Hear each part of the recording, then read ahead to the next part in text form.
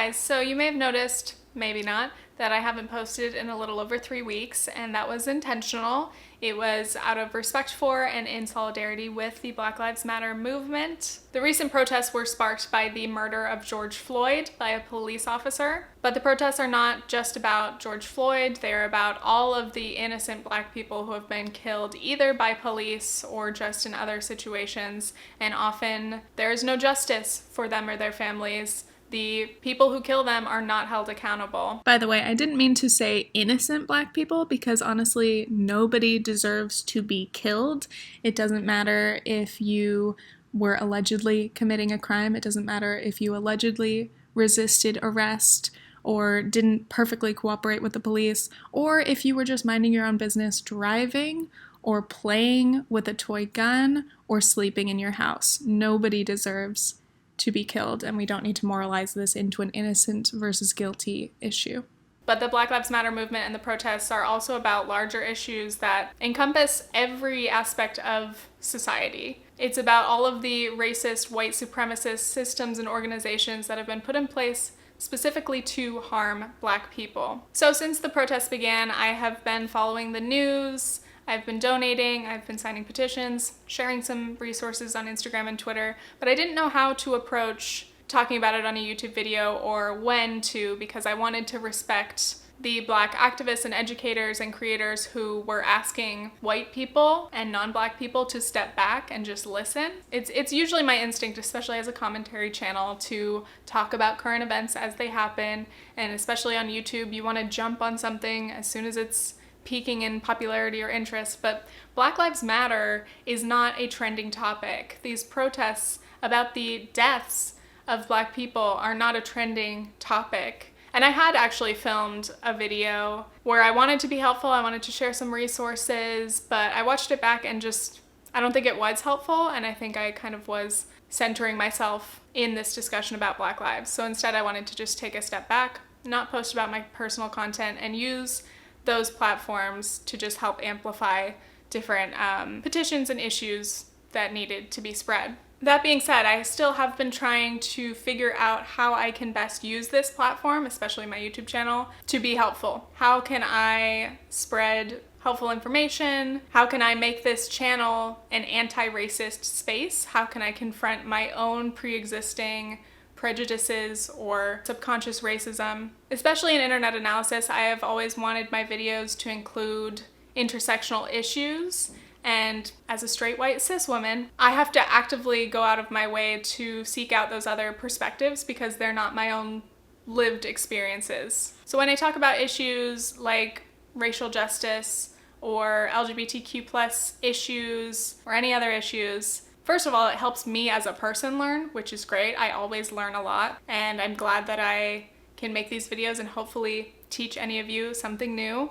Or I learn so much from you guys in the comments and from the messages that I get. I want to make sure that I continue to use my platform to the best extent. So there are a lot of videos about topics that have been discussed a lot recently, such as systemic racism or police brutality or defunding the police versus abolishing the police. I think it would be helpful for me to do research and create some informative content involving those issues, but I really want to make sure that those videos are well researched. I don't want to rush them. I don't want to be putting out information that is wrong or not explained well. And I also want to ensure that in those videos I am centering the voices and perspectives of Black writers, activists, educators, and creators. On that note, I have collaborated with friends and other YouTubers in the past, to either film something for their video or they film something for mine, and usually it's just like a friendly exchange, but now I would like to commit to actually paying anyone I ask for their time and their energy, so that is a new concept because obviously I need to remember that everyone deserves to be paid for their work, even if it is a friendly situation, and that exposure does not pay the bills. It's a very interesting thing as my channel has grown, and kind of the irony of being a channel that analyzes and criticizes other media and being a media studies major in college. It's been strange as my channel has grown, me reassessing the responsibility that I have and the power that any platform has. So I'm trying to keep myself in check and make sure that I'm constantly reminding myself either the good or the bad that I could potentially do with my channel. So I want to be aware of that. And then just in my personal life, I have been reflecting a lot on, again, my life, my prejudices, my biases, my racism, and even just admitting that I have those is hard because I think a lot of us white people have thought that we are not racist, we're good people, but a lot of what I have learned, again, from all of these various sources, is even that basic idea of being not racist is not enough and that we have to be anti-racist. I love that that sentiment has been spread around so much and that we are changing the goalposts, I guess. Learning these things is helping me be more accountable for my past self and my future self. Also totally recognize the white privilege of, looking at these past few weeks primarily as a time to learn and reflect, because that just shows the privilege of not being personally traumatized, because I am not a Black person. I do not live in fear of my life every day or every time I go out or every time I pass a police officer. Anyway, I am really glad that the protests have gotten as much attention as they have and that so many people have participated and donated and bought new books and watched new documentaries. Those are all great things. But again, this is about making this a long-term, forever movement. If you really want to be anti-racist, you have to live that every day in yourself, in your life, in your interactions with other people. I'm primarily talking to my white audience, by the way. To my Black viewers, I love you. I don't have anything to teach you on the issue of your own Black experience, obviously. I so greatly appreciate the labor and the emotional labor of every Black creator who has shared their experiences, their stories, their trauma, or information to help us. And on that note, as is often repeated, Black people do not owe us their labor. They are not supposed to teach us everything. You can't just ask the Black people you know to fill you in on all of this. Google is free, and there are books that you can buy from Black authors. Pay them to learn about these issues, so that's important to remember as well. This is completely scatterbrained. I usually have scripted videos, so it feels a little weird to not script one for once. Anyway, yeah, that's a little bit of what has been on my mind recently. Now, full transparency, I want to talk about my next few videos just so you guys know where I'm at.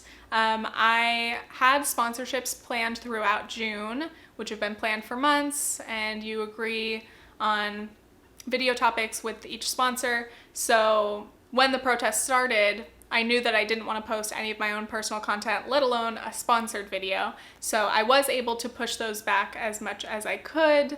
Thank you to my sponsors, but I am contractually obligated to get those done. So when you see my next few videos, they're not going to be related to racial justice or Black Lives Matter, but I just wanted you to know why and not just that I'm trying to return to normal, because we shouldn't try to just return to normal and pretend like these last few weeks of protests and action have been a temporary trend. And finally, if this video is actually monetized, of course, I will be donating all of the AdSense revenue, and also my next video, I am going to be donating a portion of that sponsorship to various organizations. I'll tell you more about it in that video. Donating is definitely something that I can do constantly, and I will continue to do so. I felt almost guilty for not participating in any protests, but I'm in New York City and I am very, very, very afraid of getting sick. I have a lot of anxiety around health issues and I can spiral out of control if I think I am sick. So the idea of catching COVID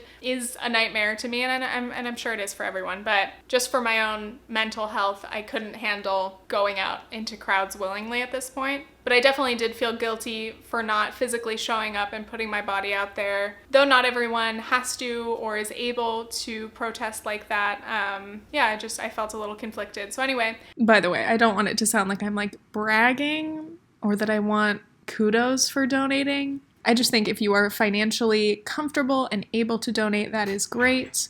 If you cannot afford to do so, there are so many other ways to help that are equally as valuable. So just do what you can.